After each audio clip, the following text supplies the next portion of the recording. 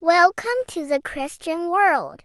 Jig. Ikaw ay binibinyagan sa ngalan ng Ama at ng Anak at ng Espiritu Santo. Naway maging matatag ang batang ito sa pakikiisa kay Kristong Hari, Hari at Propeta ngayon at magpasawalang hanggan. Amen. Salamat po.